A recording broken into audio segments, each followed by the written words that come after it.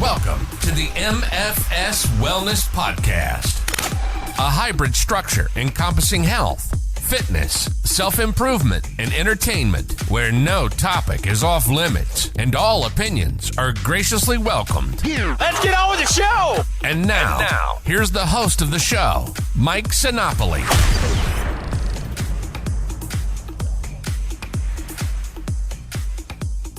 Welcome to the MFS Wellness Podcast. I'm Mike Sinopoli, certified nutrition coach, consultant, counselor, call me whatever you would like. On this episode, I have brought in a guest, a women's fitness and nutrition coach, a personal trainer, bodybuilder, and powerlifter.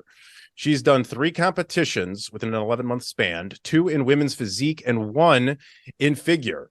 Her name is Tamara Vanleeuwen, and she's a friend of mine, and we're here to talk about her getting into fitness as well as what got her into competing on stage and what the highs and lows are for that. So Tamara, how are you? And thanks for being here. I'm doing well. Thanks, Mike, for having me on your podcast. Of course, my pleasure. You're very inspirational. We connected like I do with most guests I've had here that through social media, through Instagram, just like your contest prep has highs and lows, social media we know has its highs and lows.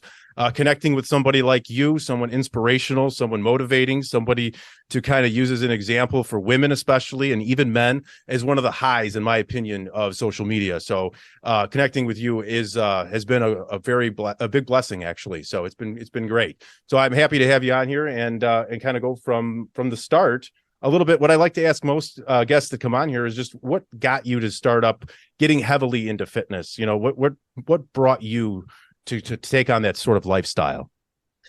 Well, as a kid, I played a lot of soccer, and I did a lot of just sports at school and stuff like that. As I got into my teen years, I started experiencing a lot of health issues, actually. Number one was shoulder pain. I had a ton of shoulder pain. I had asthma as a kid. It was getting bad. I had bladder issues, overactive bladder, which was absolutely painful. And then I had a lot of swelling and stuff like that. I was then diagnosed with like Raynaud's phenomenon, overactive bladder. And I just wasn't well going into my teens and into my early 20s. I had my first kid, and I was actually diagnosed with a degenerative thyroid condition, Hashimoto's, which is another autoimmune condition. I started dealing with PCOS, so it was really hard for me to have children. And I had flash eating disease after my second child. Like, it was just like an on and on ongoing thing. I had 2 kids that were not well. One of my sons regressed into autism. The other one had PANDAS, which is strep hitting the brain. They become like obsessive compulsive. Really strange symptoms. I didn't find that out till later. Miscarried a lot of my babies, and I was just like, you know what? Something's just, I had my third son, and something just wasn't right. Like, I couldn't recover after my third child, and I was exhausted all the time. So I really just, before I had my third child, when my son regressed, I started into just really studying nutrition, how we were eating, how it affects our bodies. I just am not the type of person to want to treat everything with a pill. And I came across this team of doctors, actually just locally, that were helping kids on the autism spectrum to regain a lot of their skills and taking a good deep dive on what's going on inside of them. So I had to I learned a lot through them to help my 2 kids. And in that time, I actually discovered a lot of it myself, because the issues that my kids were having was actually stuff that I was passing along to them, just genetic wise. So we had celiac runs in my family. So that was obviously like the gut issues that I was having. I was also being treated by these doctors at the time. There was also like genetic mutations. So my children and myself cannot absorb folic acid, which is a synthetic form of vitamin B9. So getting all these forms of folic acid out of our diet and getting in the bioavailable forms of folate was a huge help, especially for my kids with development. And then we discovered that there's a fat absorption issue as well. There's weakness in the carnitine shuttles. So a lot of the fat intake that we take in is not being processed properly. So over that time, we had already been, getting healthier as a family, and I was still struggling. And the doctor said, there's a lot of your symptoms mimic Lyme disease. So we actually went and we tested for Lyme disease, and I came back positive for Lyme. And so I started to, we did treatment for that. I chose to do a natural treatment before we went. They do work with doctors down in New York for to put the PICC line and stuff like that. But I had just been, I don't want the pills. I don't want to ruin my gut health anymore. It was already damaged.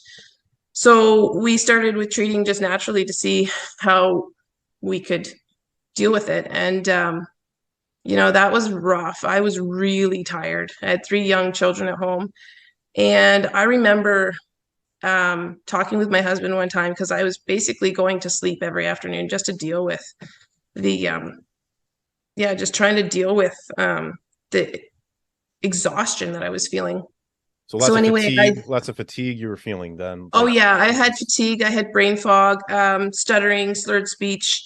I had these wicked muscle spasms. So my grandmother passed away from MS years ago. And I originally had thought I must have MS because I couldn't feel my fingers and my toes and stuff like that. Like I was having a lot of weird symptoms. And but I mean, Lyme disease does that as well. So I was having a lot of those issues. And I think that a lot of, they said to me that a lot of the issues that I was having as a teenager was probably related to it. Just because they didn't know where the shoulder pain was coming from. They didn't know why I was swelling. Everything was kind of falling apart for me. Mm-hmm. So anyway, I just remember the one afternoon I was sitting in bed, and I just remember thinking if you ever get better, I was telling this to myself, if I ever get better, I'm going to have to remember this. Don't ever take anything for granted. So it was, after about a year of this treatment, it was actually working. I was kind of seeing a lot, I was getting a bit more energy again, and my kids were doing fantastic as well. And I just saw an advertisement at the time for an obstacle race for kids with disability, to raise money for kids with disability. And I thought, yeah, this, let's go for this. Let's get back on the treadmill. I did enjoy running. Before I had my 3rd child, I really loved running. It was just a great stress relief. And I was like, okay, I'm going to get back in shape. I'm going to do this. I need to take care of myself. I'm at this point now where I have a bit more energy. And so I started doing that. And then I decided that I was going to start studying personal training. So I got myself a course on that. And I got a few nutrition courses as well. And then I started following these people on Instagram. And that's kind of when I met my coach. He was intriguing. He was a bodybuilder and no BS kind of person. And he was really, I had seen some of the people that he was helping. And I was like, yeah, you know what? I'm going to try this. I'm going to do this. I had bought a home gym at the time. So I was kind of just fiddling away at the time. Actually, when I first came to him, I had already made a lot of progress just with my own knowledge. I had a 6-pack, I had, quad separation and stuff like that. But, I wanted to learn more. And the best way to learn more is to go to somebody who knows more. So, I hired him, and it kind of just went from there. So I worked with him for a couple of years and decided to compete one day. Wow, yeah. That's exciting. So to just backtrack a second, so what is from when you had the Lyme disease and you were going through those dietary changes for you and your family, as of today, since you kind of addressed it naturally, what does your diet look like today? Not so much as far as a prep way of thinking of it as a prep kind of thing, but more or less is there something you can't eat that you might struggle with a little bit because you are trying to be in a contest prep phase? Is there anything that you can't really consume? I know you said PCOS. I know that's very specific. Yes. Anything So right I always have done better on a higher fat diet, especially with a thyroid condition, PCOS. A lot of people with PCOS do better on higher fat. And obviously I have the fat absorption issues as well. So I've always kept I've actually kept a paleo diet just because it removes the grain that's fortified with the folic acid that my body just doesn't know. It doesn't produce the enzyme to break down the folic acid. Okay. So anyway, so I keep it generally paleo. So if I'm eating carbohydrates, it's sweet potatoes, it's quinoa, stuff like that. I bake with almond flour. Again, celiac disease runs in my family, and I've had the scopes done, and they're like, oh yeah, like there's some stuff going on Right. in your intestines as well. So you're essentially, are you gluten-free mostly then? Yes, 100%. 100% Yeah, gluten-free. And absolutely. it is, I do have a lot of clients myself, and I'm sure you've run across it too, that are, celiac or have an intolerance to gluten.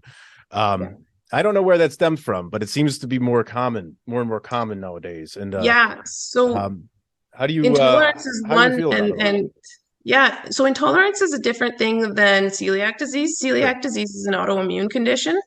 So it may not flare up and then all of a sudden your body will begin attacking itself, in your 30s or 40s, but you have to have the genetic disposition to have celiac disease. Whereas gluten intolerance is, I definitely believe you can be intolerant to something too. I mean, our grains are not produced the same as what they were 100 years ago, right? Right. And I mean, I'm not claiming to know a lot about it, but I do see a lot of people who have a lot of bloat and a lot of discomfort, and they find that they're definitely feeling better when they remove that from their system. And did you find any of that out through any type of elimination diet, or is that just through getting diagnosed and getting figured out and then just kind of taking it upon yourself and what to do? So what actually happened was my sister had a lot of health conditions as well, and we used to just call it the Van Leeuwen stomach. Like it was just kind of well known that everybody in our family, not just my specific family, but my cousins and so on, always had a sore stomach, always were dealing with cramping and so on. And then my uncle was diagnosed with celiac, and then shortly after my sister was.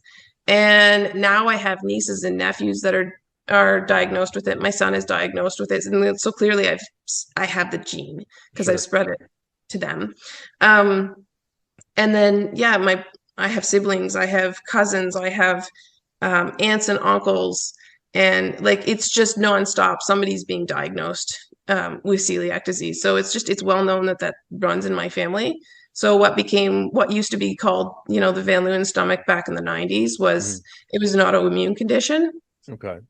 And yeah, so that came forward, right? It became more well known that that's an issue. Sure. And I'm sure that's definitely something, when you're going into a contest prep, like we're about to jump into here now, that probably came in and played a role in what you can and can't do. Did that affect the contest prep a lot for you, or Not were you already at all. on you're on autopilot already at that point? Oh yeah, absolutely. Like Good. we've been eating, like my two sons don't eat gluten, neither do I. And so I've been cooking that way for almost 10 years now. Okay. So yeah, it's just kind of like, it's just a part of our life. Right. And it's another thing that can show that, that everybody's different. They have something, whether it's preference, whether it's a condition, different goals. And then that's how just people can't be given a blanket diet. Everything needs to be specific to the individual. And I know when you're probably coaching your clients, you do the same thing. Absolutely. You have to. To me, that's just the way it is to sell or push a blanket meal plan, one plan for 40 people to send out. That rate of success is very low, in my opinion. So I don't like that. But let's get into the prep now. You had an 11-month, and what we're going to talk about here is Tamara had about an 11-month span where you've learned a lot about yourself. You did 3 competitions within there, had some highs and lows, and that's what this episode is really going to be about. So where we sort of left off was you had contacted this trainer and began pursuing this stage goal. And so I guess just go ahead with that and how that began and progressed, and just tell it as you need. Yeah. So when I was working with this trainer, he was always so shocked at the fact that he couldn't get, when we first went into my first build stage, he couldn't get me to gain weight. It took 5 months for me to gain a pound. And I just kept on putting on the muscle and losing the fat. And I was already really lean when I came to him. And he was just shocked. And he was like, you are a genetic, miracle. Like I've never seen anyone. And yeah, I can definitely attest to that. I'm kind of outside of the lines of what is typical and normal. And I think one of the biggest things was, at some point in your building phase, you're exploding. Like you're eating so much food, and so you're going to put in a lot more calorie dense stuff. And so he just kept on bringing up the fat. As I was like, you got to do it somewhere where I'm not going to be throwing up my food, because I wasn't gaining really fast. Like, and I own a construction company with my husband, and we homestead. So I grow my own food and I preserve my own food, and I'm always butchering chickens. Like I'm busy. Like when I do wear a step counter, there's often days where I'm 20,000 steps. Like at the end of the day, there's a lot of work going on. And yeah, so I live a different life. I'm not sitting in an office all day. Right. So, we started putting in more fat, and he's like, I've never had a woman have this much fat in her system. And that's when I said, I'm probably not absorbing half of it. It's just going through me. Again, I have gut issues as well. So it's, half of it's probably not even being absorbed. Do you know how many grams of fat you were consuming daily during that phase, during that time? That was about 2 years ago. I think we almost had it at about 60 grams of 60 grams. And he was one of these people that didn't value fat intake, I think, the same as some other people do. Like to me, 60 grams, I look at it and I'm like, it's not over the top. No, that seems like a moderate amount for a lot of, right? Depends how you partition it out. It seems like 60 grams isn't too much, but hey, like we say, everybody reacts differently to the macronutrients. Well, and that's what I mean. Like, I think that he enjoyed programming a lot more carbohydrates. And at the point, when you have 60 grams, you're getting everything that you need for brain function. And definitely having proper fat intake is important for thyroid function. So my thyroid is not completely dead, but it is, it's slowly going down. Now with that, I wanted to ask you real quick. No, it's okay. I wanted to ask, is there any sort of, did the doctor give you any information upon eating X amount of saturated fat versus unsaturated fat? Is there a difference with that sort of condition where you might feel differently consuming higher saturated fat? Do you feel any worse in that scenario, or is it just pretty much fat in general? Just fat in general. Like obviously you don't want to be eating a ton of trans fat. Sure. But a lot of my fat, especially when I was trying to get back on my feet with Lyme, a lot of my fat came from like an omega-3 supplement or cod liver oil, right? So you're getting in the essential fatty acids and the omegas and stuff like that. And that was extremely helpful in getting me back on my feet, right? So yeah, and so we did it a few cuts, and I always my body always, at the very end of, actually I think we only did one cut before going into another build phase, and my body started kicking back at me because it was low fat. And at the time I had again said, we need higher fat. So you started out in a surplus phase, trying to get the muscle building. For those unfamiliar, a calorie surplus is scientifically what needs to happen in order to put muscle on and kind of go from there. But some fat does come on with that. And then the cut, which is where we're going to go with next, is where you went into that. How long were you in a surplus for before you went into a cut, which is also a calorie deficit, to lose the fat around the muscle you built? How long were you in the surplus phase for? Do you remember? I think about 6 months. And you came in pretty. Hang on a second here. You came in pretty lean. You came in I'm pretty just trying lean. to think. Yeah, I'm trying to think actually, because I'm like, it took. Oh boy, yeah, I'm sitting there like it took 5. No. I was in that surplus for a lot longer because it was months of trying to get me to gain. I'm trying to think now because we started. Sure. And that's it. That's usually it's like 12-week minimum is usually what is stated, even for someone casually, not even competing for the stage, just in general to build more muscle. Usually you need to stagger that a little bit differently with at least 12 weeks in a row. Yeah. So we it was I think it was about 8 months, because it took a long time for me to just gain a pound. And then over the next 12 weeks, we finally had hit a point where I was in a surplus and could start building. Okay. So yeah, it just, because my body would just basically take everything that was, and either just turning it into muscle, and it was a fun ride. That's a definitely. very, very good problem to have. Just your body just absorbs it all and turns it right into muscle. That's the goal right there. And then, so you go into this cut phase, and did you reverse down into it at all? Or did you digress slowly into the cut, or did you just go from surplus right into the cut? And do you know how many calories you might have nixed out of your diet going from that transition? Because sometimes I hear sometimes it could be beneficial. I know we have reverse dieting. Sometimes when we go from the deficit up into the surplus, we reverse diet, which means we will just add maybe 100 to 200 calories a week, or slowly get up to that to prevent any immediate fat gain, and just reintroduce that to instead of going from 0 to 60. Did you go from 60 down to 0 in the cut? No, we did.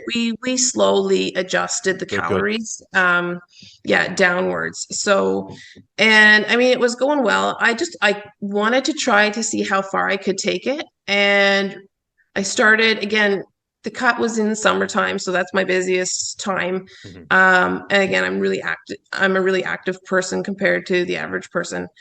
And I was laying down for a nap every afternoon, and I'm like, this is not okay. Like, I don't have time to nap every afternoon here, right? Like, my calories, I don't know exactly. I think they were sitting around 1,300 calories at the time. That's pretty low for someone it's low. You were highly active as well. Yes. So you're not only with your training, but with moving around at 20K steps per day. Yeah. That's a lot of activity and a low calorie. When you're gardening and stuff, you're doing a lot of heavy lifting. Again, I own an excavation company with my husband, so I'm out there in the shop with him in the summertime when we need to get stuff done. So there's always, there's a lot of, it's not just walking, but there's a lot of like lifting and moving stuff around and so on. So, and I think if what I read, I'm a fan of Mike Matthews. He's really good. I read his books and everything. And what he sort of recommends, and maybe this is where the coach was going with it, is that you want to spend as little time as possible in a cut.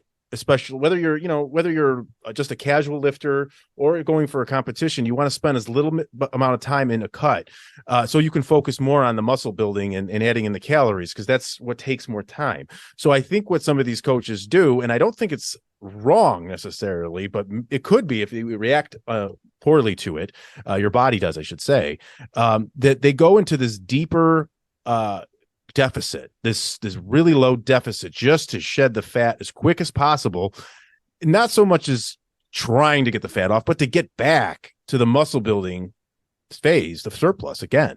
So do you think this is the route that this was going to be as low as 1,300? I don't think so.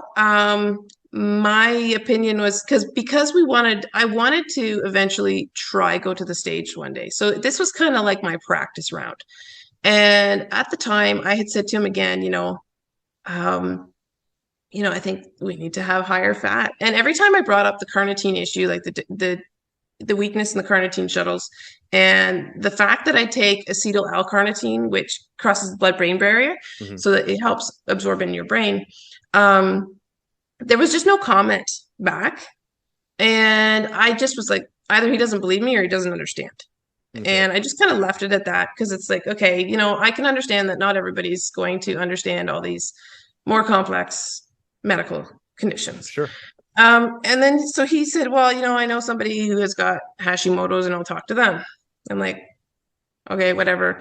I don't want to be a know-it-all, right? Like, that's, in order to be coachable, you have to be willing to learn. So I'm like, okay, fine, go talk to this person, even though I've lived in that body, in this body with a thyroid condition for 15 years, and I've been dealing with it for 15 years. Well, I was like, okay, sure.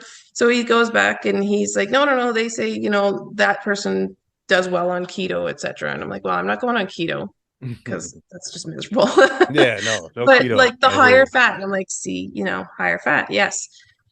Um, at that point, I took myself into the second build phase, which is great. I right away brought up the calories a lot higher than what I did before because I didn't want to sit there for months and months and months on end just not gaining. Right, right. And I put on I put on some decent muscle mass during that build phase as well. And then I was like, okay, I just need the accountability. Let's go back into another cut.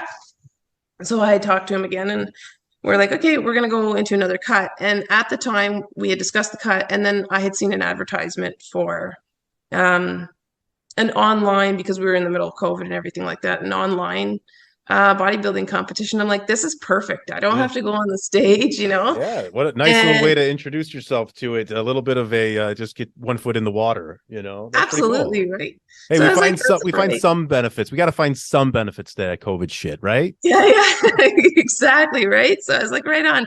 Let's get this done. Let me, let's see what it's like, and at the time, like I come from a very conservative background. So I was just like, nobody's gonna know, I could just do this competition. Nobody's gonna have a clue that I've done it. And, just go from there. And then so we talked about that and then he actually talked to me and we decided, yeah, you know what, there was one that was also, there was a live competition the week before. So he encouraged me to do that one. And so we talked about the date, we talked about the readiness, everything, you have to be ready mentally as well as physically in order to compete.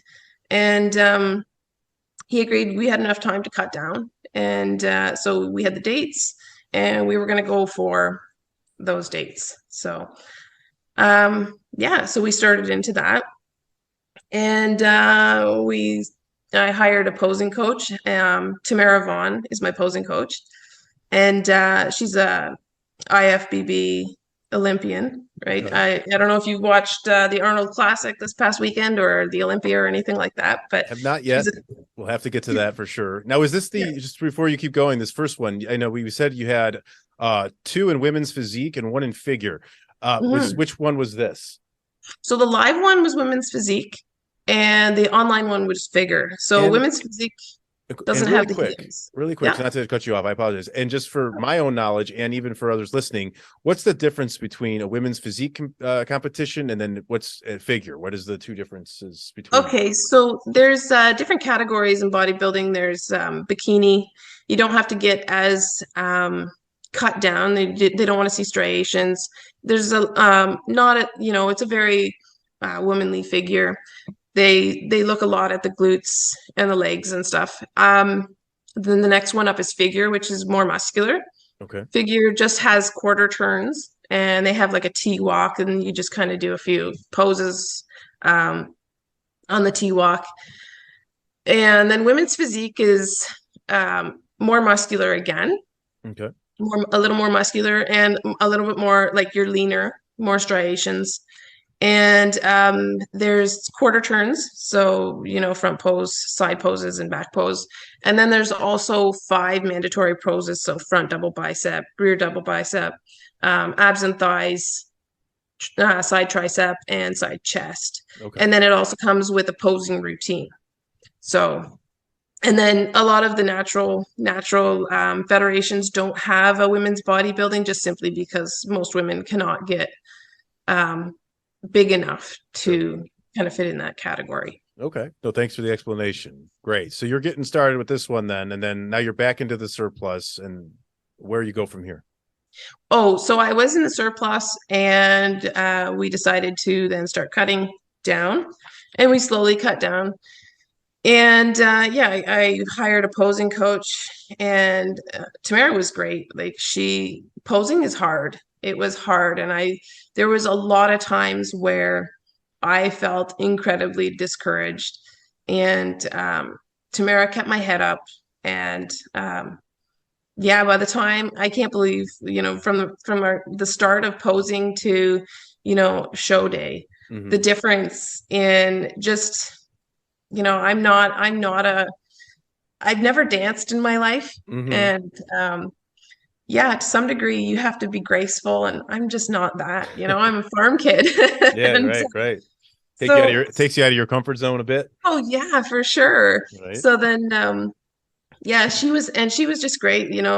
She laughed with me at, you're tripping over your own feet and stuff like that when you're doing your posing routines. And she kept my mindset on track.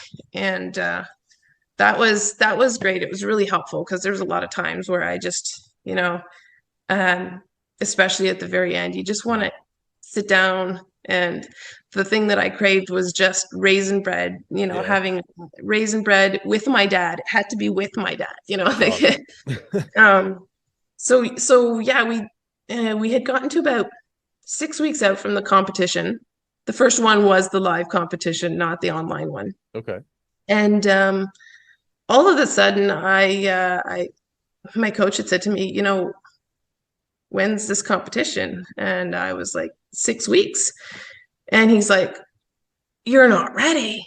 And I was like, we discussed the dates and so on and so forth. And I thought, like we were already kind of rubbing each other wrong at that time. A little bit. There was a few other things going on, and we were good friends, but so you just you kind of shrug it off. And I thought, if you're not going to take me into this, I had already done the continuing education course on like bodybuilding and stuff. So I was like, you know what, I'm going to do it, like whether come hell or high water. And there was the comments that, you're going in this to win. And I never started this as something to win. Obviously a competition is to win. Right, absolutely. And right? I do think there is, and I've talked to some friends who have done this, and to get on stage, to be on stage with a legit physique for this, you can't just go up there and just joke around, but like legitimately to have that physique, to get on the stage, to feel like you belong there, stand under the lights and do what you do and pose. That is to me a success. Just to do it, just to say I did it. I understand the mindset of wanting to win. I get that, but that needs to be secondary in some cases. Just getting there is a win, and to look at life like that is so beneficial, because I think you're going to gain more confidence as you go. Because if you go into a competition of any kind, always have the goal to win, sure. But you have to also be happy with yourself and appreciate all the work that you put in and the sacrifice, and mentally and physically, just to get on the stage and be there. That, to me, that feels like an accomplishment in itself. And then from there, you do more and like, okay, I did it. Now I got to go get second place, third place, win, get a gold. I understand that. So he's telling you got to be ready to win there. You're not ready to win almost. Is he giving you more of like, you're not going to win, or you're not ready to be there? You're not ready to be there as in terms of leanness. So now I understand on the point of a trainer, right? You don't want to have your client go on there and not be lean or be embarrassing. Obviously, you're not going to walk up there and with something subpar, right? That shouldn't be on the stage at all, right? So I understand that, and but in my opinion, still, I don't think I was that bad. So anyway, I was like, okay, I don't think he's going to let me. And my goals was always, I'm defying every health condition that that I have. Yeah. And I had this feeling that either the line was going to flare up again, because I'm not free of it, or my thyroid is going to flare up. So I was like, no, I'm doing this. I'm going up. I know I'm not that bad. And nobody ever comes in awesome on their first show. Like, I don't know how many competitors I have watched that, like on social media and stuff, that haven't posed there, here I was on my first competition, here I am today. And they show that difference. Right. So, and you know what, that difference is it's gonna be that like that, because you need to take time in order to get to that physique that's, above everybody else. I know it's just judges' opinions, but to get to that point, it takes a lot of time and a lot of work. And in the meantime, well, maybe you don't look or feel ready to some people. That's the experience and the confidence you are going to get out of your way, which is getting on the stage, which is nerve-wracking in itself. So in order to get that out of the way, to focus on getting a trophy or a gold. To get to the stage is the success. That's exactly, like, I would never see not like deterring that away. Now I do understand from an aspect where he's coming from. He wants the best up there because it's a reflection on him. As I would say, as you would say, when you get a maybe before and after photo of a client or something like that, you want to see a significant difference in their physique to showcase it, to make sense of it. I get that point, but a little different than that. So I do think that it's good to, get on stage when you feel ready and get that behind you a bit and break through that plane so you can continue on. So did you sort of have that mindset going in a little bit? Yeah, absolutely. So, and I was quite upset, and I'm not somebody that just loses, I don't cry easy. And I was pretty upset at the thought of, putting this work in and spending thousands on posing coaching and the bikini and everything like that, only to be told, no, this isn't the show for you. And I was convinced I'm not doing a summertime prep because, again, I cannot be at this low calories all through the summertime and try and function as a construction business owner. Mm-hmm. So I talked to my posing coach about it, and again, she was great, and she actually talked to my coach and she convinced him that no, let me try. She says, sometimes you just need the experience of walking on the stage. It's practice, right? It's not going to be your perfect show. Nobody comes in.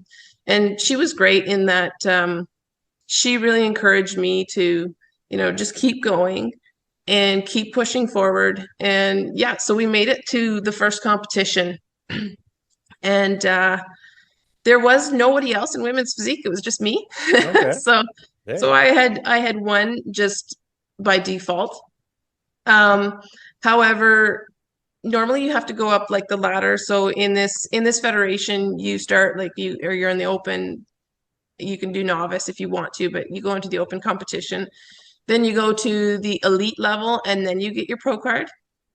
And the judges, I had such a high marking at the end of it that it was actually equivalent to the world champion a couple of years ago. Congrats. That's great. Thank you. So and they were very impressed with my posing. So Tamara Vaughn surely did a good job. So that's a great reflection on her. Right. And so they gave me my pro card right away. So I was like, oh, this is cool. And then the next week I did the online one for figure. And that one didn't have a ton of competitors, but and it just I went from provincials up to the nationals. It was all online. So a question for you online. I've never even really seen it. And obviously with that whole pandemic stuff, we saw a lot of different ways to do things virtually. How did a virtual show look? Like, did you just pose in a specific area in a gym at your house and video it and send it in? How did that work? Yeah, actually, so basically the morning of, they basically gave you this code word so that you didn't, do the posing early and send in your videos. Right. You had to do it on the day of. So I had ordered just on Amazon some stage lighting and as well as a backdrop, like a photography backdrop. And I just set it up. So it was a black photography backdrop. We set up the lighting and my husband recorded all the poses and stuff like that, and then you send them in. So you get tanned wherever you can get tanned, and you go from there. So, and it was actually really fun. There was an individual who comes into the story later, named Scott, who was a naturopathic doctor, and we connected really, really well. And so he was doing that competition as well. So the whole day we were kind of connecting as, what's working for stage lighting for you, put the lights up side to side instead of front, trying to get the detail on video. So, it was neat because, I kept in touch with a few of the competitors, like, what are you doing? What are you doing? Mm-hmm. So it was neat that way. Yeah. Well, very cool. And I'm assuming that would probably be a first for a lot of the competitors that were doing it, or at least something new. I don't know was this a thing before the COVID stuff? No, I don't think it was. No, Yeah. normally that federation has live shows as well. So I think he's continuing on with every so often an online competition just because, hey, why not? Like some Yeah. people, I think Just it's a great. it's just kind of the way that things are headed anyways in life, a lot of virtual stuff. So if it gives it more of a, they could cut costs and not have to rent out a place to do it or have it at an auditorium or something, I guess it Absolutely. makes sense. And you can do more competitions, just have some be virtual and some in traditional, Yeah, right? and I think that he gets a lot of this federation then can pull in a lot of people from different provinces that otherwise wouldn't travel to Ontario. So I think that Yeah, that is a bit of an advantage as well. So that's true. There is yeah, some good to it. I do agree. There's a double edge to doing things virtually for sure. So that's yeah, just interesting that I didn't even think that would be a thing. But very cool. So those were your first two, and yeah, then so how did you place? Obviously, you said you had the one you were there by default. You took the first place by default. yeah. So then and the second one, the virtual one, how did you do there? I won all of them. So I don't remember if there was anybody in the Ontario one because obviously it kind of went up in steps. So you went from novice and then they did provincial and then they took it to national. And so the national amateurs or whatever. And then they took whoever won that into the pro and so on and so forth. So there wasn't a huge show up, but I did compete against other people Good. and I had won all of those as well. So um, Congratulations. thank you. Fantastic. Well deserved Thank too. And I'll be putting Tamara's photos up on Instagram on the story when we share the link here when you're if you didn't see that, but and you can we'll give her info out later too, but truly impressive physique, I must say. Thank you. So Thank you. well worth it. So then now you're done with two, and how's your confidence level at this point having done two shows?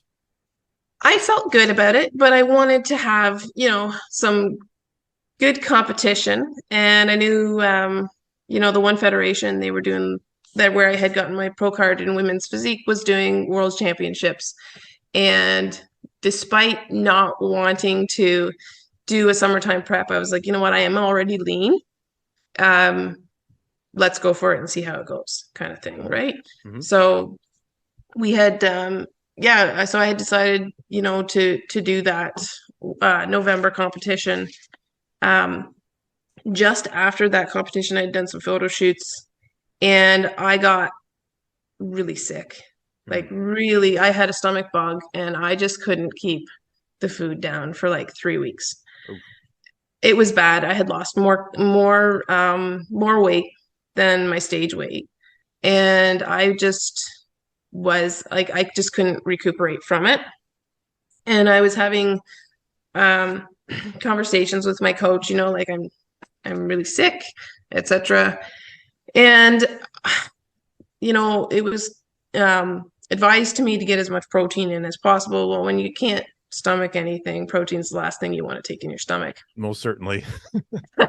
So, The last thing you want when you're sick is protein. Like even if you're not having the same conditions that you have, if you've ever been sick or recovering from the flu or something, all I want to eat is like buttered pasta or plain crackers and bread. Like you don't want to eat a plain chicken breast at all. no, exactly right. So so keep going. I was struggling to eat, and finally I was like, hey, this is enough. There's I'm not well and I'm very lean and it's probably I'm not recovering because it went through the house. My kids got sick and they got over it really fast. And here I am still, and obviously as a mom, you're taking care of your kids while you're sick. And that doesn't help with recovery whatsoever. So anyway, finally I was like, screw it. I ate bread and butter, like just started pounding back the high fat food. Mm-hmm.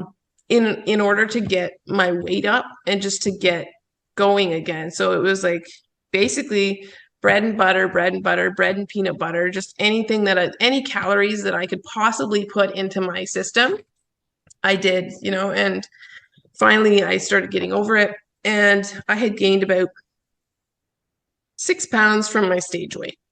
So 6 or 7 pounds, which isn't a lot because in those last couple of weeks when you're depleting, a lot of that's water as well. Right. So it's not a ton of weight for being about a month. At that time, probably about a month out from, or a month, 5 weeks out from competition. And you were probably a bit depleted from being sick for so long. Oh yeah. That the weight Yeah. you put back on was just what needed to come back to get healthy. Yep. So Absolutely. So in that case, then, so you got sick, you're coming back out of it now. And how far off did you say you were from the next show at this point? So that was by that time it would have been July. So 4.5 months. 4.5 So months four and a out. half months. Yeah. Okay. Yeah. And how good did you feel about your physique in relation to the time where that show would be at that point after you got recovered from this? Honestly, how I felt about my physique versus what it looked like were two different things. As it always can be for the majority of us. So I totally understand that. Yeah. And it's surprising for most people when I tell them that I felt like I looked disgusting. I like myself with more fat on me.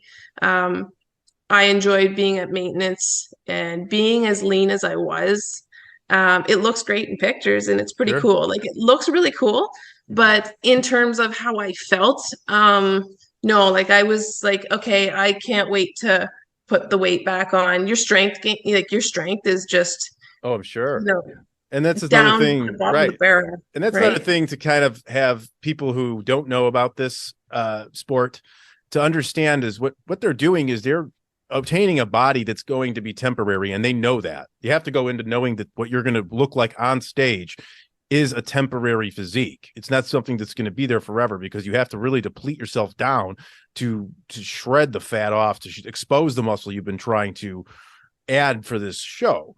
And, you know, and I think it was us talking about it, like, you know, and men need to understand, and I believe this, and I'm not trying to virtue signal here, but women aren't doing this to try to turn you on. They're not trying to do this to be sexy. They're doing this because for a totally different reason. They're doing it for themselves. They're doing it as a sport. They're doing it because they're passionate and they love it. They don't want to hear from, right? They don't want to hear, oh, you don't look like this or that.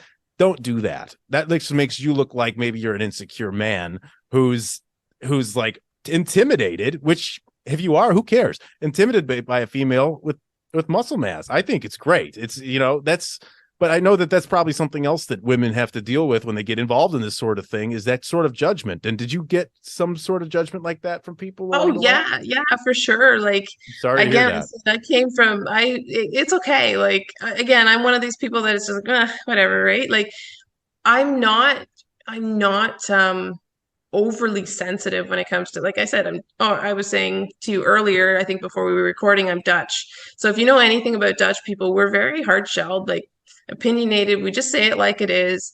We're not people that just are overly emotional, right? Like our culture is just very no nonsense. So to me, it's just kind of like, well, whatever, you know, that's your problem, and you go on from there. But yeah, I did more, again, like you were saying earlier, that we're not doing this as a sexual thing, right? It's about muscular development. It's about the conditioning that you can reach and how well you present it. And it's really incredible to see how certain people have just these awesome, amazing genetics for growing these amazing legs. And then there's me, who's Dutch, and I've got the long legs, and it's really hard to put the mass on. And I'm sure. Yeah, the body. But then the upper body is just, my upper body is a lot bigger than some of the people who have a bigger lower body. But it's just neat to see that everybody is different. And your goal is to get that muscular symmetry. And how tall are you? I'm 5'7". 5'7"? Okay. So I'm actually short for a Dutch woman. Oh, that's okay. Yeah, I know. Like, I always grew up thinking that I was short, and because I, like, a lot of the people that I know are Dutch. The community that I'm in has a lot of Dutch immigrants, and so a lot of the women around me are 5'10", and taller than that yet. So I'm technically short for a Dutch woman. And then, if I go somewhere else where I'm not in this community of Dutch people, then I feel like I'm okay. Yeah, I can see I'm actually a little bit taller than most. I was just curious. I was just wondering, because I know that different body types by height can look differently and are shaped differently at times. I know they have different body type categories too, that they kind of place people in, and they might train differently for that. But okay, so how do we go about hitting this show in 4.5 months, feeling how you were? And what would the rest of the way look like? That was a rough prep. And in reflection, I mean, I should have just said, you know, I'm going to wait till next year, but, you know, newbie mistake still in some degree. And I'm the type of person, again, during the prep, because I've dealt with so many health issues that have caused me pain or caused me, you know, where I've been exhausted. I have this, you know, I motor through a lot of stuff and I just ignore a lot of stuff too. So at the time it was beginning of July and I had just kind of recovered and had a few weeks to just kind of eat some food and enjoy. And then I was put right back into prep again. And my husband was like, you haven't even really recovered yet and you're gonna start eating in a deficit again. And at that point my husband was, you know, he was cautious, not so much about me, but the fact that you know, he said to me, you know, be careful because I think that this person wants you to win, this coach wants you to win, and you have to really pay attention to your health conditions because I don't think he's going to give a shit. And that's just my husband talking. And I don't want to, you know, I don't want to undermine this individual because he taught me a lot. But I think he was very passionate about getting me there. And I also want to mention too, you know what, he didn't live in my body. I live in my body. He's not a mind reader. So in terms of like what I was feeling and so on, he's not experiencing it on my level. So anyway, again, we started into this this cut again, and he wanted me leaner than the last time. Very lean. And so we had the calories, it was slowly getting cut down. And I mentally was just not in a place where I felt like I was healthy because I hadn't really recovered from from being sick and so on. And you're being put in a cut again. And yeah, there was the fat was really low, and I kept mentioning that, and I kept on getting, you know, well, keep me posted or just quit, you know, just quit. Nobody's going to give a shit if you quit. And I'm like, no, you know, just let's pivot here and do the fat, like put the fat up and so on and so forth. Right. Come August, he had my calories down to about 1,300 again. I was exhausted. I cannot tell you how exhausted I was. And again, like I said, I motor through a lot of stuff. So, you know, he would say, oh, you know, how's your energy? And I'd be like, you know, it's waning, but let's keep pushing kind of thing. Sure. At one point, I think it was my first week, I had screwed up with my diet. I think I had a cupcake and I had traded the calories for, I don't know, like some of my potatoes. I was like, okay, there was a family get together, and my sister had just been diagnosed with cancer. And I was like, I'm having this cupcake with my sister, with my family.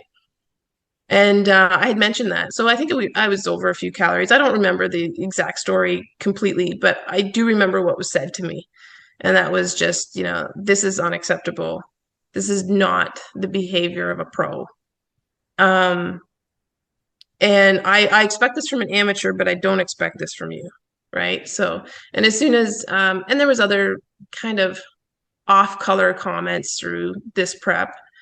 And again, like whether it was using negative motivation against me, it's hard for me. I'm still going through this whole process in my head as to why. I know that he could be, you know, very abrasive at times, and I just kind of would shrug off my shoulder, you know, let it roll off my shoulders.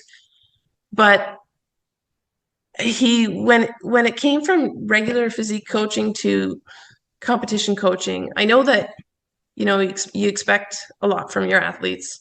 Fair enough.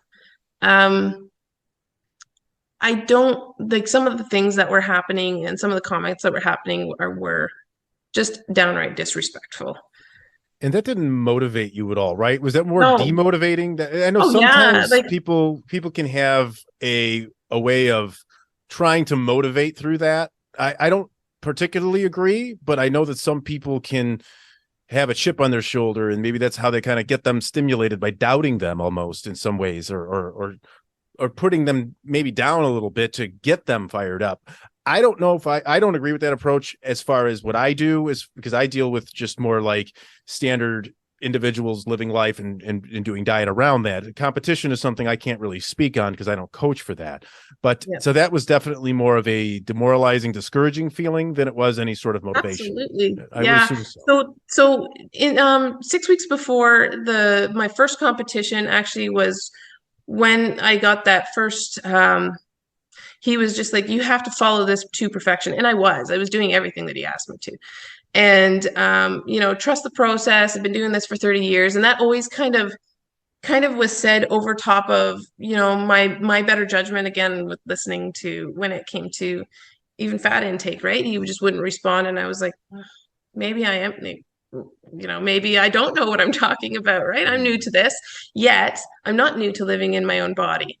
So, or my own nutrition needs. But, so yeah, there was, he had said some things that were kind of demotivating in a way to get me to, and this person knew me very well. We were friends. He knew me very well.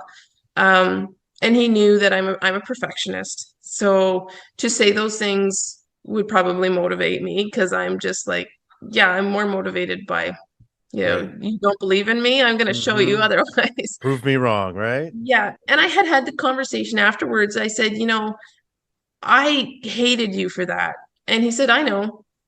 And he said, but I also knew it was going to motivate you to do what I wanted you to do. But here's the thing.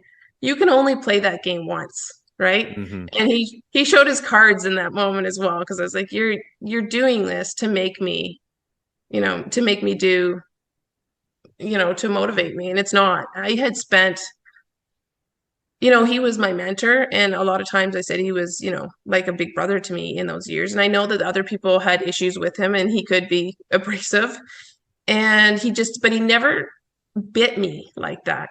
And yeah, that was, to have your mentor say some of the things he said was just, it was hard. And I'm a tough person, but having those comments said to you, and it had to do with, form.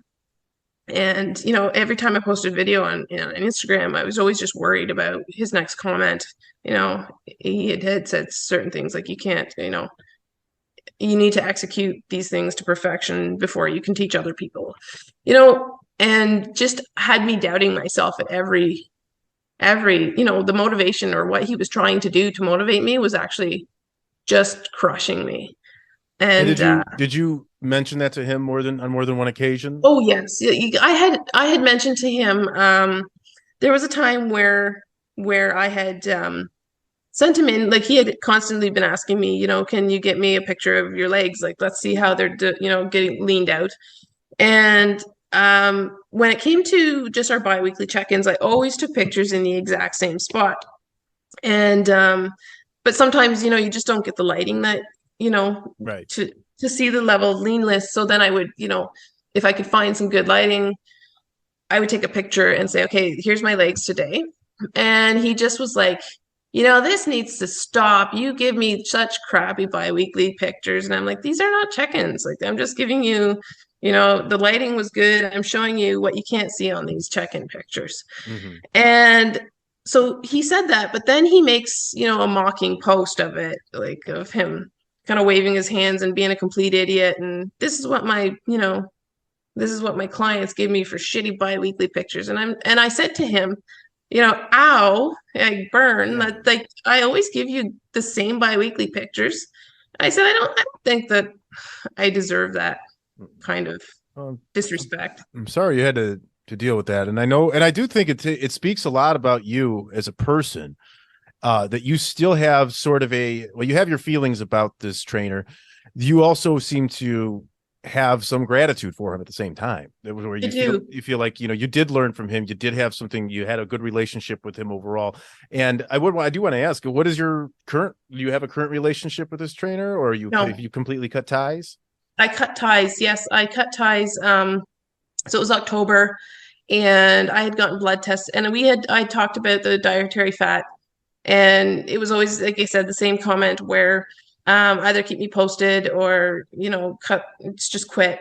And I had done a thyroid test, and my TSH was at 23. So that's really low. Like, it shouldn't be over 4. And that's the lowest I've ever had my thyroid hormone at. My antibodies should not have been over 9, and they were almost at 400. So that's insane. Like, that means that my body is basically killing off my thyroid gland again. Mm-hmm. And that needs to be in control. Right. Because it's an autoimmune condition. So basically my body's attacking itself. And my white blood cell count was down, which is quite typical if your thyroid is slowly, like, your immune system is, you know, not okay. And I'm dealing with Lyme disease as well. So at the time I had told him that, and he was like, wow. And I had said, again, my doctor says up the fat. And normally he's very responsive when it comes to changing diet, and there was nothing changed. And at first I had, you know, my doctor had actually changed my thyroid medication before my first competition. And I thought maybe it was that, but then I went back in my medical records and I'm like, no, before my competition, we actually tested to make sure my thyroid was, you know, functioning properly on this new medication. And it was, like, I was good. So, and I spoke to my doctor, and she's like, so my dietary fat at that point in August was at 15% of my calories. So 1,300, I think it was like 1,350 calories. Mm-hmm. My diet break was at 1,600 calories. Oh, wow. Yeah. So I was like, something's just not right. So after I had those results, I was in the shower and my hair was falling out, like just chunks of hair. Yeah. And I was like, okay, either this is thyroid or Lyme, one of the two. I knew I was tired because of my I was already suspecting my thyroid was low. And a few days later, my speech was slurring, and I just woke up one morning. I was so depressed. Like, I felt awful mentally. I was crying all the time.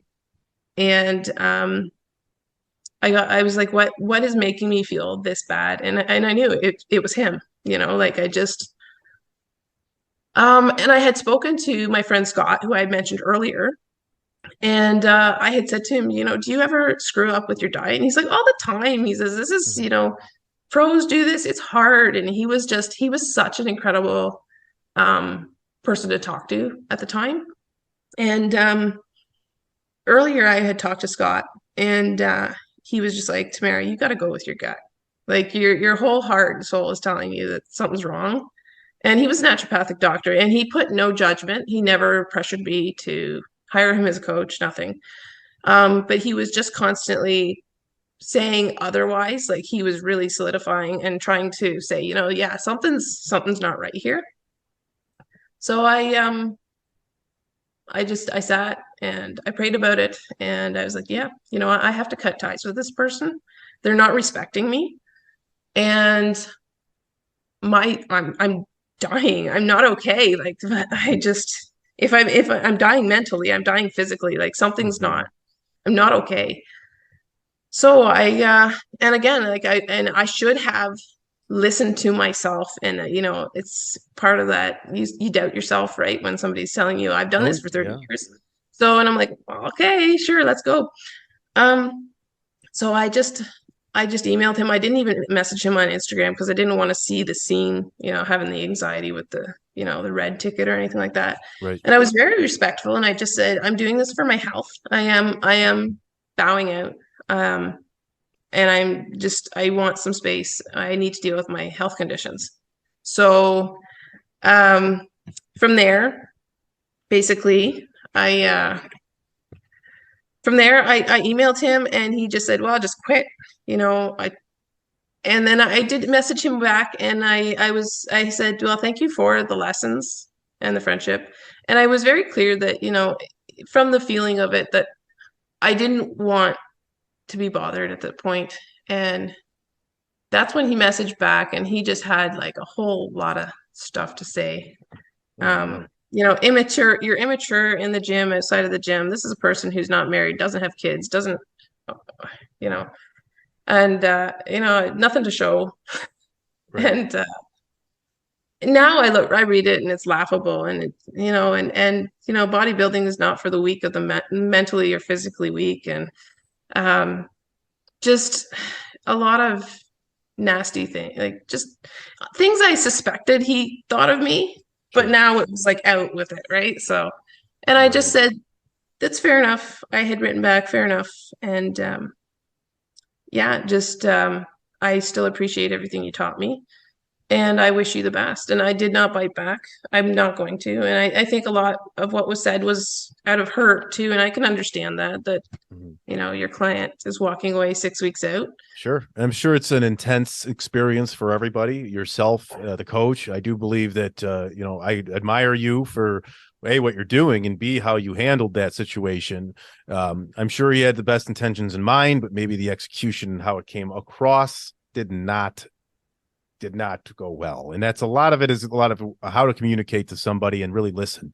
So I can't speak for this person or you because I wasn't there, but I know that's something that can really weigh on you, and it clearly did. And you talked to the right person and made the right decision, it sounds like, but also carried on what you did learn from this coach, from this trainer, and you moved forward. And then I'm guessing this was still, you said 6 weeks before the competition. So now, so you cut ties with the trainer up until this point. Now, do you take on Scott as a?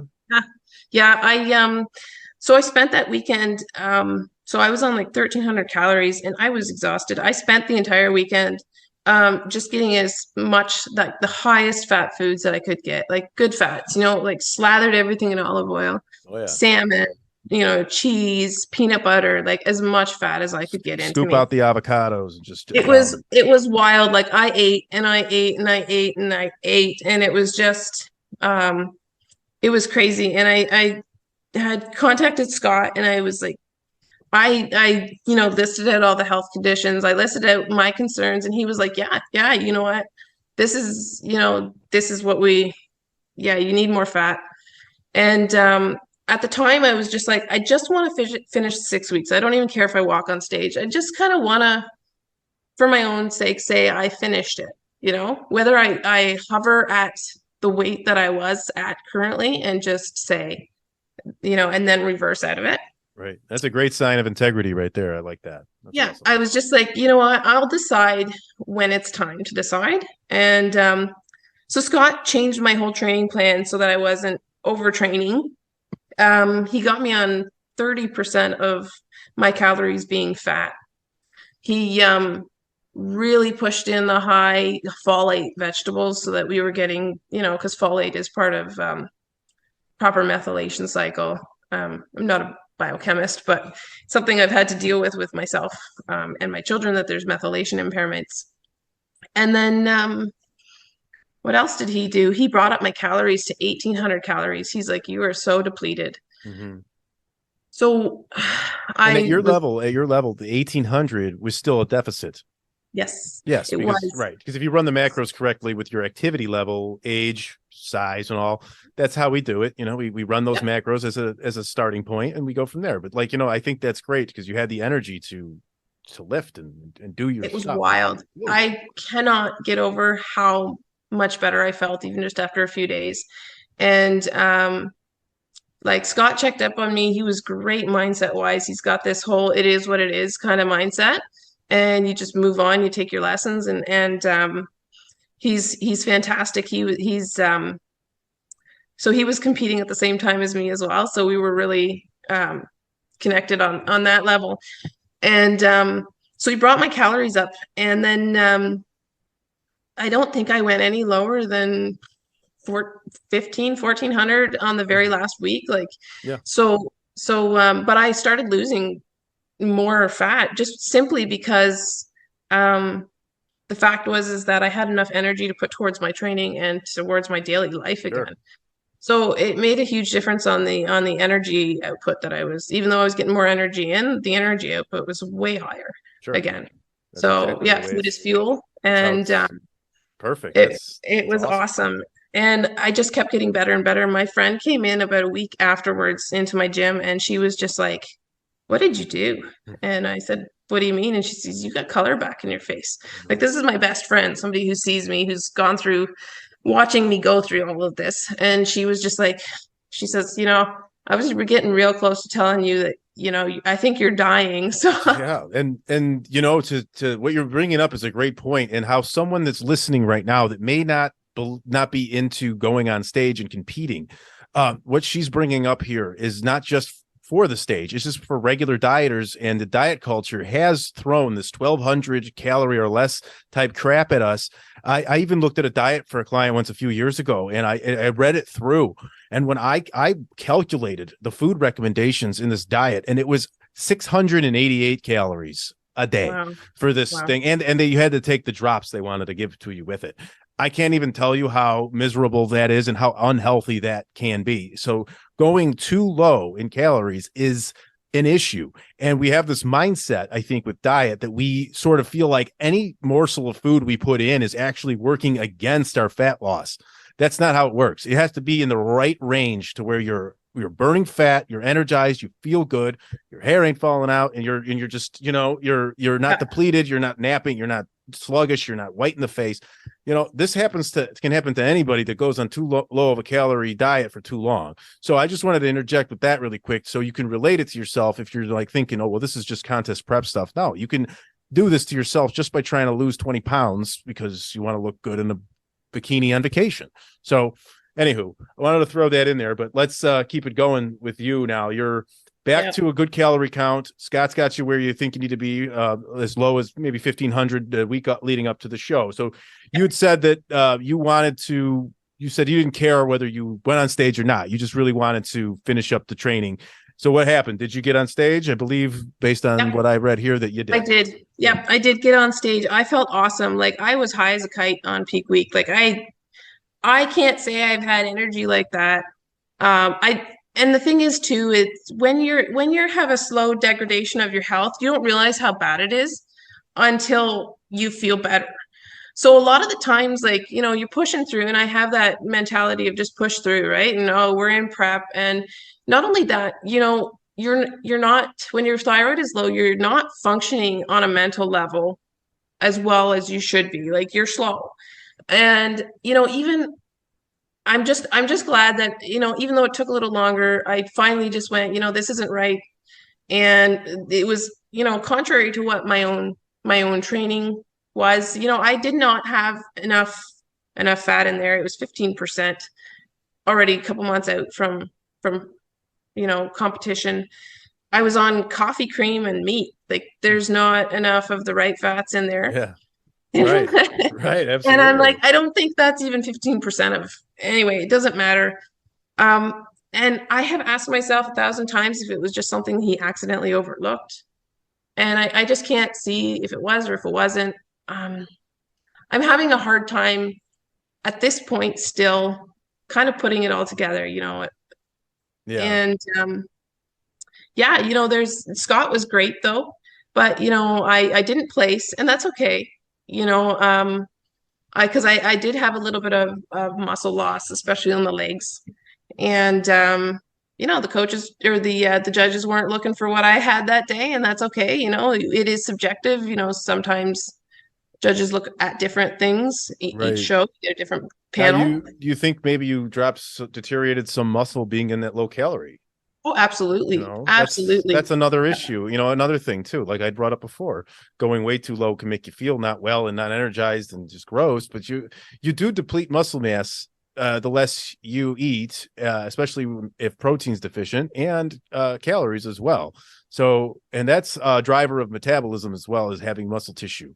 So it kind of all goes hand in hand. And that's kind of the process that we follow. Now the competitors, they're going to take this to a higher level, but this kind of stuff is actually can play into a standard regular person's way of living and dieting and have it really work well for them. So to move along, you did the show, didn't place, but you were happy that you did it and went on stage. You felt good about it. Like I don't have, like, I'm always the optimist. Sure. Even in the hard times, you know, and a lot of the crying, I learned a lot. You know, you look at your ugly parts a lot, like inside where you're, you know, the things that you don't normally deal with. When you take away your food and all of these other things that you love in your life, all of everything is pretty raw on the surface, more so than any other time, right? So it was an interesting journey of self-discovery, right? And how far you can push yourself and what you're capable of as well. I can only imagine. And I have never done a competition, but that's something that the piece of it that intrigues me is to see just how far you can push yourself and what you can do, and not so much physically and what you see in the mirror, but how I'd imagine that mentally, that and emotionally, I believe that has probably vaulted you in a different way and shown you learned a lot about yourself from a mental and emotional aspect. More so than physical. Right? Yeah, absolutely. And, you know, the thing is that when you come out of a competition, I have to say that, you know, you don't enter this sport lightly. When you come out of the competition too, you've gone through so many things and you are a different person. And, you know, you're never going to look at your physique the same way. You're always going to hold yourself to a higher standard. I know some of the fellow competitors, they really struggled with putting the fat back on. For me, I was like, no, like, let's put this back on, because when you're so lean and you're cold and you're, you know, when you lay in bed, you just feel your bones kind of on the mattress. Like, you're not comfortable when you sit in a chair, and it is not fun, you know, like it's not fun to be that lean, and it's not healthy. But, and for me, that was my first, you know, my first duty, I guess, was as soon as afterwards, you know, I know that previously, like, that my previous coach never wanted people to put on the weight right away. And I was like, no, I need to have this fat back on me pronto, especially with the thyroid condition.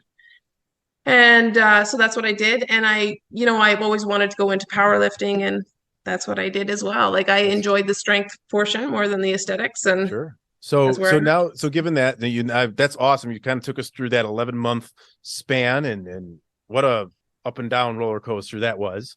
So after this, that was October of 22 that you did that show? November of 2022. Yes. So just 4 or 5 months ago even. So now since then, do you have any more goals, aspirations for the stage, or are you focusing on, where are you at now that you've done 3 competitions? You're out of preps mode, I believe, right now. Are you just kind of cruising at maintenance, deciding what you're doing? Are you going for the powerlifting thing, or? Yep. I'm a little bit, you know, a couple pounds over maintenance right now. And it doesn't bother me to have more fat on my body. It's very helpful in terms of powerlifting. I have just made some massive lifting gains in the last 5 months. I hired a powerlifting coach who is just phenomenal. And, you know, we're seeing just great gains in that way. I do want to compete again. I have to give myself a couple of years, not only for growth, but also for, just letting my body, recover. Right. When I do it again. So Scott is a naturopathic doctor, and we'll definitely be doing it a different way. Sure. And going from there in terms of, you know, I next year possibly, but I'm thinking maybe it's going to be 2025 if I do it at all. If you do. What about powerlifting? How about competitions for powerlifting? Oh, absolutely. That's my goal. And I told myself I'm not stepping back on stage until I step on a platform. So great. Definitely that's where I want to go.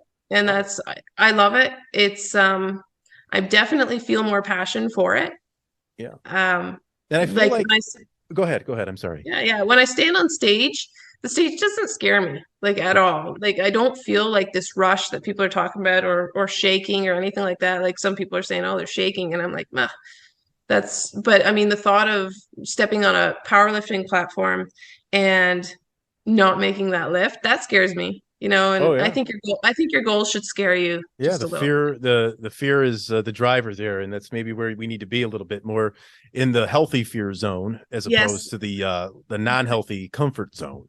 And Yes. that's so great. And I feel like I've seen this before, where I've known a few people who are stage competitors, but they end up moving to powerlifting afterwards. I can only think that maybe that the sheer meticulousness of dieting and getting down to a certain weight and depleting yourself in some cases can only drive you to maybe do something that, hey, is still affiliated with fitness, still a very goal orientated way about it, to become a power lifter, where you can just sort of maybe let diet be a little more lax, eat more Yes. food, because more food is more strength. Is that kind of crossed your mind a little bit? Oh yeah, absolutely. Like it's unbelievable how just having this really high carb meal before your lifts, and it's wild to see how your body reacts to your nutrition. Like Mhm. everything, there's nutrition matters when it comes Yep. to powerlifting, but in a whole different way. Absolutely. And I can Yeah. only see that. And I see that myself, like when I'm in a deficit versus a surplus phase, like there is such a great way to have a relationship with food, and a good one is to sort of realize that the food that you're putting in is going to fuel or power your workout, or after your workout, it's going to be used to replenish and rebuild your muscle tissue. It gives you so much, like, you don't have that food guilt anymore, because you know what you're doing, and you know that the food that you're consuming is actually working for you and Yeah. your goal. Once you get to that, you're no longer going to have that, oh, I don't know if I should be eating this or not, or this or that. And you just realize where it's at, and you know how you can recover from it. So I think that's, I think I just like that progression, how it kind of goes from the stage into the powerlifting. And then, you have it maybe not on the stage again. So I think that's cool. Kind of keep it open-ended. Yeah. To me, it's just I've completed that goal. Right. That's my goal was, again, not to win. That was Sure. just the cherry on top. Mm-hmm. And I did more than what I thought I was going to do, right? I did a third competition, and I made it through. Like, I'm proud of myself. I'm proud of the lessons that I learned, and I don't regret one thing from Yep. what I did. And yeah, and now, onwards and upwards, right? Absolutely. Yeah. And I think some great takeaways from this is for sure how you handled the adversity with a trainer, and how you were able to move away from it, but also gain from it, and still respect what was learned and done and what you got from it, and then kind of move along, and still not let your confidence get destroyed when you felt down about any Yeah. point of it. So I think it's a great kind of progression of up and down, but like overall, what I see from you here is just determination and strength, and all this really admirable stuff to where you're at today. And to take this, and to, like you said before, you're a mom of 3 kids, you have your health and gut issues, and your celiac and gluten issues, and you're running a construction business, you're doing all this. Yeah. All this, My it's son just is, yeah, like I said, I don't know if I mentioned, yeah, like my one son has a disability. okay. So I'm taking care of a child that has a disability on And top of that. a special Yeah. needs mom as well, which is amazing. And that's just And so much. And then when you just put that on, you just, wow, like it's hard enough to do what you're doing, and even in a lesser way, just to maintain a healthy body weight for so many people. It's very difficult based on how society is structured.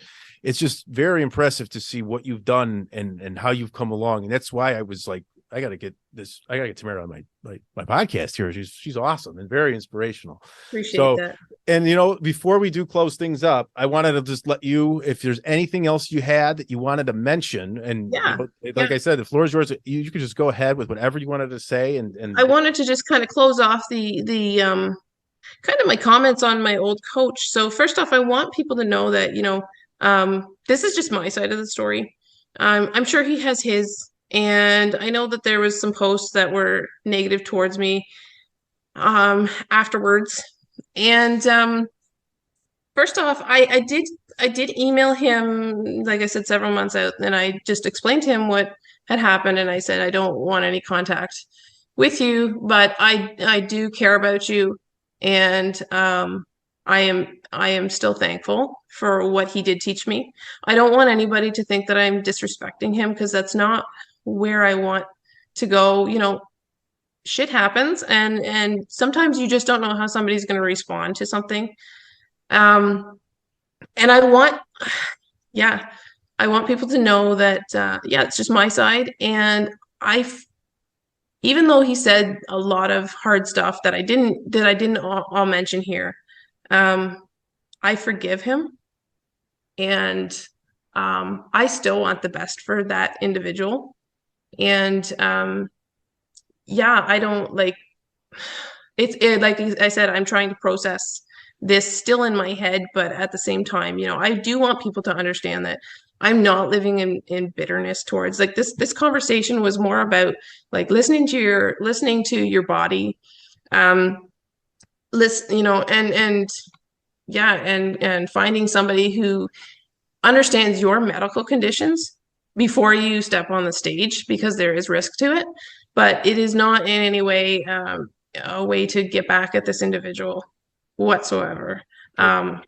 I wish them the absolute best, and you know, they were my friend at one time, and I still to this day have a piece of my heart missing. So well, yeah, I can respect that so much, that mentality, that just genuine appreciation for what you did learn, and you can forgive and you cannot hold a grudge. And I just think that's just so rare these days, that you know, when you hear that and see that, it really hits you different, and it's something I really respect about you there. So that's really cool that you can do that and move forward, and that's strength in itself, and that's just fantastic. So yeah, I mean, keep going. I mean, if you had more you wanted to discuss. No, I was just going to say, you know, living in anger about certain things, and living in anger is it's like drooling over a piece of meat, but you know, you're the meal, right? It's going to eat at you, right? Like, the anger doesn't serve anybody, and